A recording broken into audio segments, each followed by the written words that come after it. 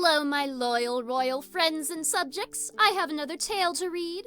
For today's episode, I figured I would introduce you all to Oscar Wilde, who you might already be familiar with. I already read a story about leprechauns by his mother, Lady Wilde, and now we're talking about her son.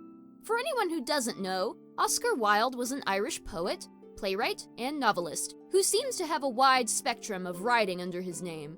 You may possibly be familiar with one of his plays, such as The Importance of Being Earnest. I remember my high school put on that play, and I had to read it in college. You might also be familiar with his novel, The Picture of Dorian Gray, which tells the story about a man who intends to gain immortality by allowing his portrait to age instead of him. I'll have to put that on my list of books to read. Among other things, Oscar Wilde has also written a handful of fairy tales, and let me tell you, if you thought that Hans Christian Andersen was the saddest fairy tale writer when we read the original story of The Little Mermaid, Wilde just takes it to a whole new level. I swear, whenever I read any of his fairy tales, I'm like, are you okay, Oscar? Granted, so far I've only read 3 of his fairy tales, but the ones I have read are just so sad. One of those tales that I'll be reading today is called The Nightingale and the Rose, which he published in his book, The Happy Prince and Other Tales. Unlike other stories I've read so far, today's tale, like The Little Mermaid, is an original story, rather than a story that has existed in folklore for centuries long before Wilde's time. With that, let's go ahead and read The Nightingale and the Rose by Oscar Wilde. "She said that she would dance with me if I brought her red roses," cried the young student. "But in all my garden there is no red rose." From her nest in the holm oak tree, the nightingale heard him, and she looked out through the leaves and wondered. "No red rose in all my garden," he cried, and his beautiful eyes filled with tears. "Ah, what little things does happiness depend!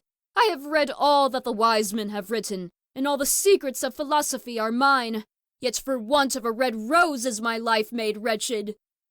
"Here at last is a true lover," said the nightingale. "Night after night have I sung of him, though I knew him not.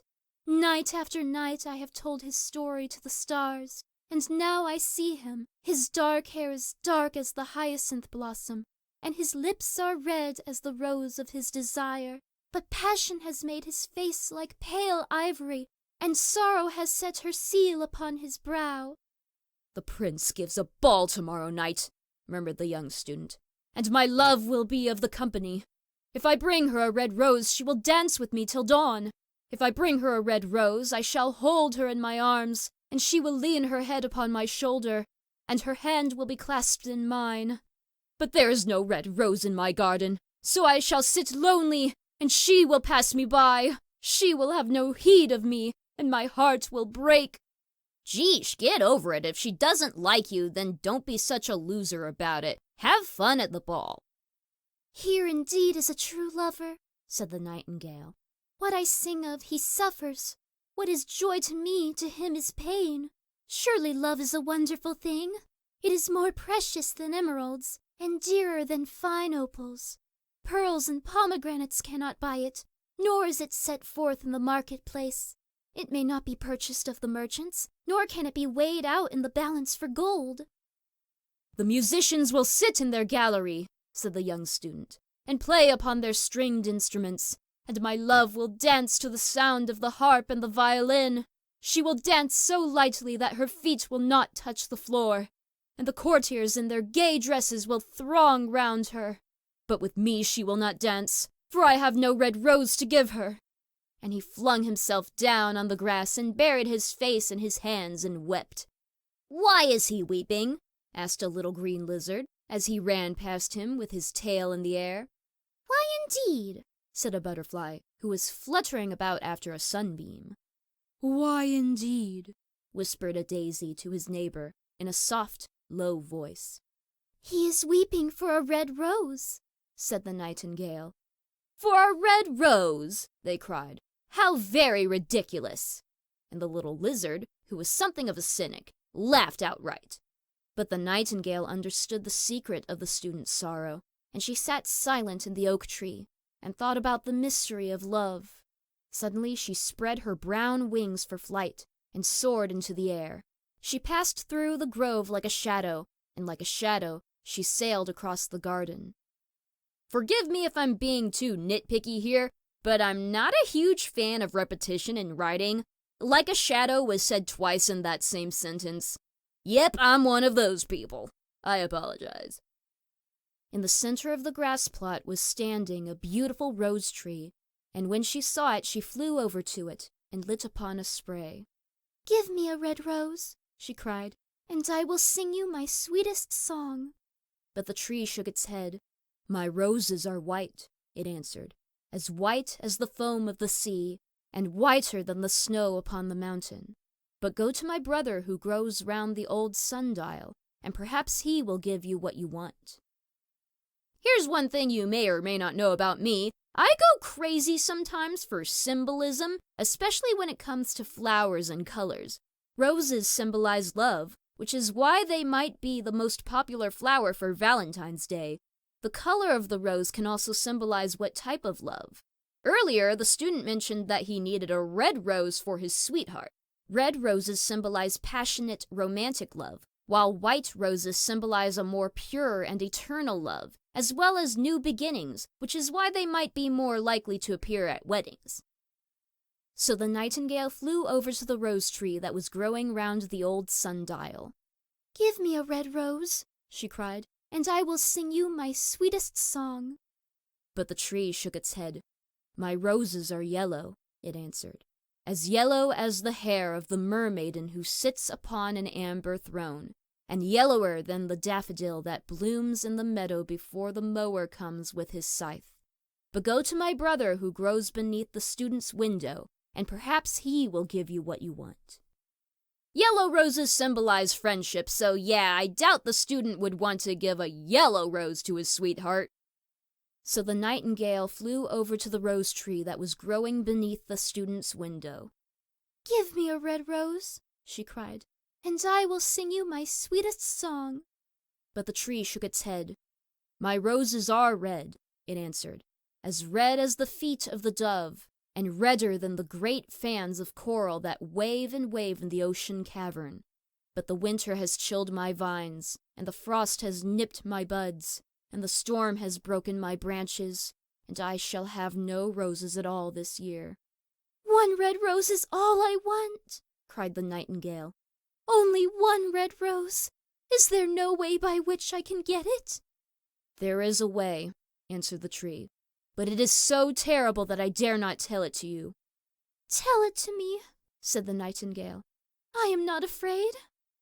"If you want a red rose," said the tree, "you must build it out of music by moonlight, and stain it with your own heart's blood.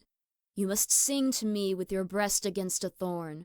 All night long you must sing to me, and the thorn must pierce your heart, and your life-blood must flow into my veins and become mine." "Death is a great price to pay for a red rose," cried the nightingale, "and life is very dear to all. It is pleasant to sit in the green wood, and to watch the sun in his chariot of gold, and the moon in her chariot of pearl. Sweet is the scent of the hawthorn, and sweet are the bluebells that hide in the valley, and the heather that blows on the hill. Yet love is better than life, and what is the heart of a bird compared to the heart of a man?" "Oh, sweetie, your heart is just as important." So she spread her brown wings for flight and soared into the air. She swept over the garden like a shadow, and like a shadow she sailed through the grove. The young student was still lying on the grass where she had left him, and the tears were not yet dry in his beautiful eyes. "Be happy," cried the nightingale. "Be happy. You shall have your red rose. I will build it out of music by moonlight, and stain it with my own heart's blood. All that I ask of you in return is that you will be a true lover, for love is wiser than philosophy, though she is wise, and mightier than power, though he is mighty. Flame-colored are his wings, and colored like flame is his body. His lips are sweet as honey, and his breath is like frankincense." The student looked up from the grass and listened, but he could not understand what the nightingale was saying to him, for he only knew the things that are written down in books. But the oak tree understood, and felt sad, for he was very fond of the little nightingale, who had built her nest in his branches. "Sing me one last song," he whispered. "I shall feel very lonely when you are gone." So the nightingale sang to the oak tree, and her voice was like water bubbling from a silver jar. When she had finished her song, the student got up and pulled a notebook and a lead pencil out of his pocket. "She has form," he said to himself as he walked away through the grove. "That cannot be denied to her. But has she got feeling? I am afraid not. In fact, she is like most artists. She is all style without any sincerity. She would not sacrifice herself for others. She thinks merely of music, and everybody knows that the arts are selfish. I'm not liking this guy. Still, it must be admitted that she has some beautiful notes in her voice. What a pity it is that they do not mean anything, or do any practical good." And he went into his room and lay down on his little pallet bed and began to think of his love, and after a time he fell asleep. I don't want to get ahead of myself before I share my overall thoughts of the student at the end of this story, but I think that we can all agree that just by that paragraph alone, he clearly doesn't have any respect for the nightingale, who, unbeknownst to him, is willing to give up everything, even her life, for the sake of his happiness. He says that she would not sacrifice herself for others when she clearly is about to. Also, that comment he said about how artists are selfish and don't put any sincerity in their work, I think I can speak for anyone who loves to create with a passion that we really do put sincerity into our work. People can relate to any art that you put out there as long as you do it with sincerity and with passion. It's when you don't put your work out there with anything except, gaining a profit, that it tends to lose its value to anyone who sees it. At least I like to think so. Anyway, I don't know if you can tell, but I'm not liking this guy. And when the moon shone in the heavens, the nightingale flew to the rose tree and set her breast against the thorn. All night long she sang with her breast against the thorn, and the cold crystal moon leaned down and listened. All night long she sang, and the thorn went deeper and deeper into her breast, and her lifeblood ebbed away from her. She sang first of the birth of love in the heart of a boy and a girl, and on the topmost spray of the rose tree there blossomed a marvelous rose, petal following petal, as song followed song. Pale was it, at first, as the mist that hangs over the river, pale as the feet of the morning, and silver as the wings of the dawn. As the shadow of a rose in a mirror of silver, as the shadow of a rose in a water pool, so was the rose that blossomed on the topmost spray of the tree. But the tree cried to the nightingale to press closer against the thorn. "Press closer, little nightingale," cried the tree, "or the day will come before the rose is finished." So the nightingale pressed closer against the thorn, and louder grew her song, for she sang of the birth of passion in the soul of a man and a maid. And a delicate flush of pink came into the leaves of the rose, and like the flush in the face of the bridegroom when he kisses the lips of the bride. But the thorn had not yet reached her heart, so the rose's heart remained white, for only a nightingale's heart's blood can crimson the heart of a rose. And the tree cried to the nightingale to press closer against the thorn. "Press closer, little nightingale," cried the tree, "or the day will come before the rose is finished." So the nightingale pressed closer against the thorn, and the thorn touched her heart, and a fierce pang of pain shot through her. Bitter, bitter was the pain, and wilder grew her song, for she sang of the love that is perfected by death, of the love that dies not in the tomb. And the marvelous rose became crimson, like the rose of the eastern sky. Crimson was the girdle of petals, and crimson as a ruby was the heart.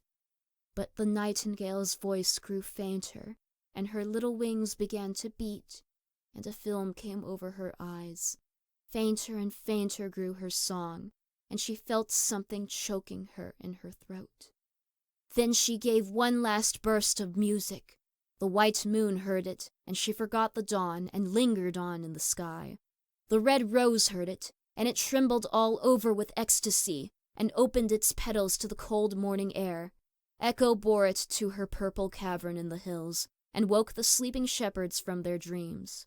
It floated through the reeds of the river, and they carried its message to the sea. "Look, look!" cried the tree. "The rose is finished now." But the nightingale made no answer, for she was lying dead in the long grass, with the thorn in her heart. And at noon the student opened his window and looked out. "Why, what a wonderful piece of luck!" he cried. "Here is a red rose! I had never seen any rose like it in all my life. It is so beautiful that I am sure it has a long Latin name." And he leaned down and plucked it. Then he put on his hat and ran up to the professor's house with the rose in his hand. The daughter of the professor was sitting in the doorway winding blue silk on a reel, and her little dog was lying at her feet. "You said that you would dance with me if I brought you a red rose," cried the student. "Here is the reddest rose in all the world. You will wear it tonight next your heart, and as we dance together it will tell you how I love you." But the girl frowned. "I am afraid it will not go with my dress," she answered. "And besides, the chamberlain's nephew has sent me some real jewels, and everybody knows that jewels cost far more than flowers." "Well, upon my word, you are very ungrateful," said the student angrily, and he threw the rose into the street, where it fell into the gutter, and a cartwheel went over it. "Ungrateful?" said the girl. "I tell you what, you are very rude. And after all, who are you? Only a student. Why, I don't believe you have even got silver buckles to your shoes as the chamberlain's nephew has." And she got up from her chair and went into the house. "What a silly thing love is," said the student as he walked away. "It is not half as useful as logic, for it does not prove anything, and it is always telling one of things that are not going to happen, and making one believe things that are not true. In fact, it is quite unpractical, and, as in this age to be practical is everything, I shall go back to philosophy and study metaphysics." So he returned to his room and pulled out a great dusty book and began to read. With that, we reach the end of the story. Are any of you as shocked as I was when I first read this story? It's almost hard to believe that this is the same guy who wrote The Importance of Being Earnest. The nightingale basically gave up her life just so the student could have a red rose for his sweetheart. By the way, the whole thing with what he needed a red rose for was kind of sketchy from the very beginning. Even as he was crying about how this girl wouldn't go to the dance with him, all because he didn't have the thing she asked him for, I wondered why she would set that condition in the first place. True love is not conditional, especially over something as petty as who can give someone the prettiest red rose or the most expensive jewels. Gentlemen, take it from me, a woman. If a woman sets some kind of condition for you to fulfill in order to win her affection, take it as a sign that she doesn't like or even respect you. And if you think for a second that fulfilling this condition will magically make her like you, then you're just as bad, if not worse, than her. I'm definitely not saying that the professor's daughter is out of the clear here. She seems very shallow and seems to care more about material things, and neither she nor the student deserve true love if they continue with their own toxic behavior. On the other hand, the nightingale was selfless and gave her life for love's sake. It's just a shame that she chose the wrong couple to have faith in. Now, I know that this story can be interpreted in many different ways by all of us, and I'm sure I could easily find a bunch of fairy tale or literature blogs discussing the theme of this story. Yet, here is my takeaway of it. For one thing, Wilde seems to be commenting through this story about how high society may look down on or blatantly ignore those who are not as fortunate yet give so much to the point where it hurts them. The Happy Prince, another fairy tale that I've read from Wilde, seems to have a similar theme.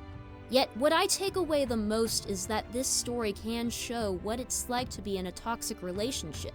It doesn't just refer to romantic relationships, but also to those between friends or family. Sometimes we might come across people that we give our hearts to and do everything to make them happy, hopefully not at our own expense. Yet toxic people that we give our hearts to might not value us. like the student had no value for the nightingale's song or her sacrifice for his happiness. Instead, these people may even destroy our spirits and crush our hearts, like how the student just threw away the nightingale's rose, a product of her love, leaving it to be crushed by a wheel. Yet our stories don't have to end there. While the nightingale died, she died for love's sake, and love is a beautiful thing. It just depends on the people that we share it with, and I know that we all can find people with whom to share our hearts. Even the nightingale had the oak tree, the only character who was sad for her to die. It's up to us to realize that we are all worthy of love, and we must do our best to distance ourselves from people who can't provide affection for us, and search for those who can. Who knows? Maybe just knowing that makes me feel like the nightingale's death might not be in vain after all. I hope you all enjoyed this story. Be sure to join me for the next one. Until next time, my friends, may all your dreams come true, and fare thee well. Mwah!